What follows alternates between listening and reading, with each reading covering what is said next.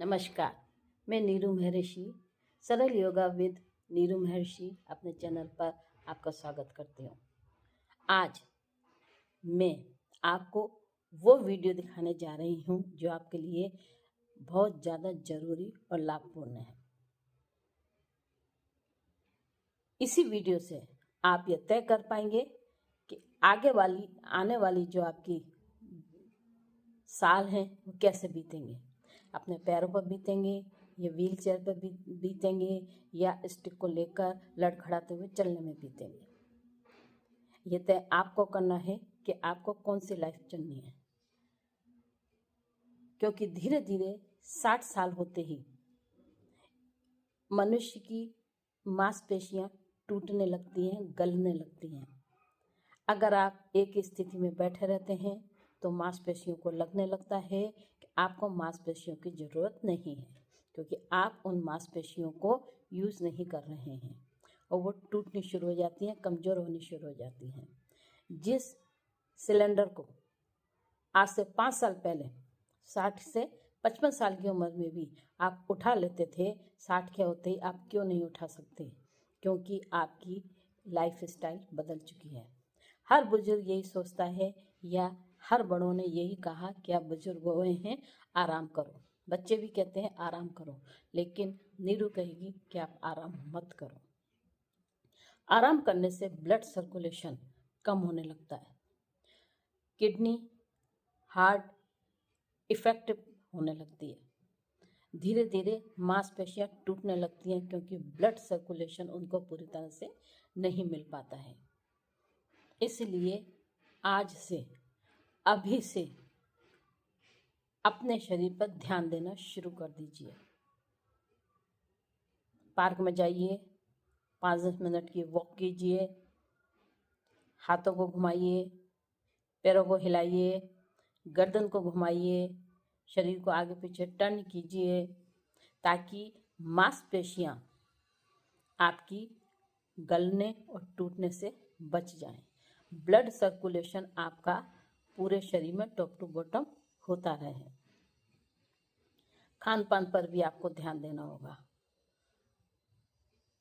मीठा आपको छोड़ना है, आराम छोड़ना है, मीठा छोड़ना है, रिफाइंड छोड़ना है, चावल छोड़ना है। हो सके तो जो बाजरे की आप रोटी खाइए, गेहूं को भी त्याग दीजिए। या अगर खाना है तो कभी कभी ये खा सकते हैं। ब्रेड अगर लेनी है तो आप ब्रेड भी फाइबर वाली लीजिए, मैदा वाली ना लें। ये कुछ आते हैं जिनको सुधारने से और डेली रूटीन में अपने एक्सरसाइज को आप लेकर आए। ज़्यादातर बढ़ती उम्र के साथ पैर कमज़ोर सबसे पहले होने लगते हैं, हाथों की ताकत जाती है, आप ध्यान नहीं देते, शरीर चलना बंद होता है, आप ध्यान नहीं देते। लेकिन जब आपके पैर भी चलने बंद हो जाते हैं, पैरों में दर्द आने लगता है, फिर आप दवाओं पर, वॉकर पर इस तरह से अपनी लाइफ को गुजारने लगते हैं। पैरों पर ध्यान दीजिए। आइए, आज नीरू आपको पैरों की थोड़ी सी एक्सरसाइज बताने जा रही है, जिसके करने से आप आराम से अपनी ज़िंदगी अपने दम पर जी सकेंगे, किसी पर आप निर्भर नहीं रहेंगे। तो आइए मैं आपको बताती हूँ। इससे पहले मेरे चैनल को सब्सक्राइब जरूर कर लीजिएगा, ताकि मेरी हर आने वाली छोटी से छोटी वीडियो आप तक आसानी से पहुँच सके। तो अब मैं आपको बताने जा रही हूँ कि पैरों की देखभाल सबसे ज़रूरी है, उसे कैसे करना है। आइए दिखाती हूँ। वज्रासन पैरों में रुके हुए ब्लड को सर्कुलेट करने में सहायता करता है, घुटनों के दर्द में फ़ायदा करता है, पैरों में ताकत आती है, नसों की कमजोरी दूर होती है, गैस, अपच, एसिडिटी, कब्ज से राहत मिलती है, खाना जल्दी और सही तरीके से पचता है। वज्रासन एक ऐसे योगासन है जिसे भोजन के बाद भी किया जा सकता है। पेट की चर्बी ये कम करता है, मेटाबॉलिज्म तेज करता है, वजन घटाने में सहायक होता है, तनाव, चिंता, डिप्रेशन में लाभ पहुंचाता है, एकाग्रता बढ़ाता है, माइंड शांत रखता है।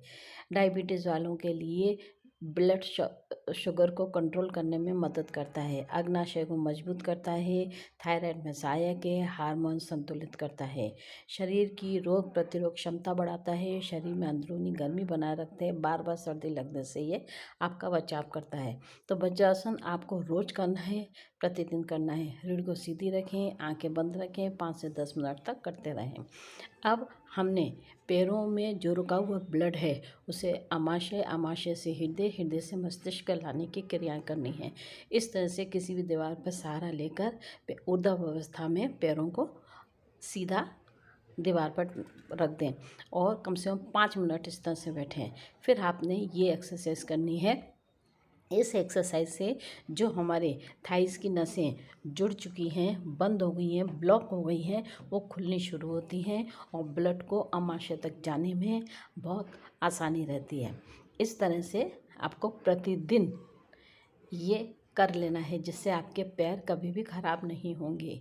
अब हमने इस तरह से हथेली पर वजन डालकर अपने कमर के भाग को उठाना है, ताकि जो ब्लड हमारा पैर की तरफ से आमाशय, आमाशय से हृदय, हृदय से मस्तिष्क की ओर भी जाए। शरीर आगे ना खिसके, इसके लिए आपको कुछ रुकावट का इंतज़ाम करना होगा, जो मेरे पास नहीं था। तो इस तरह से पैरों को टैपिंग करते रहें। टैपिंग करने से कोई भी नस जो खुलने से रह गई होगी वो तुरंत खुलनी शुरू हो जाएगी। फिर इस तरह से भी आपको थोड़ा सा आगे खिसक के दीवार की तरफ इस तरह से पैरों की टैपिंग करनी है, ताकि जो भी ब्लड आपका रुक गया है वो पूरा की पूरा आपका ऊपर आमाशय, आमाशय से हृदय तक पहुंचता रहे। कई लोगों के पैरों में नीचे सूजन आती है, तलुओं में सूजन आती है, जलन होती है, रात में सोने में दिक्कत होती है, तो उसके लिए आप इसका उपयोग कर सकते हैं। अगर ये नहीं कर सकते हैं तो इससे कम नुकीली चीज़ों वाला भी, किलो वाला भी आता है, वो ले लें।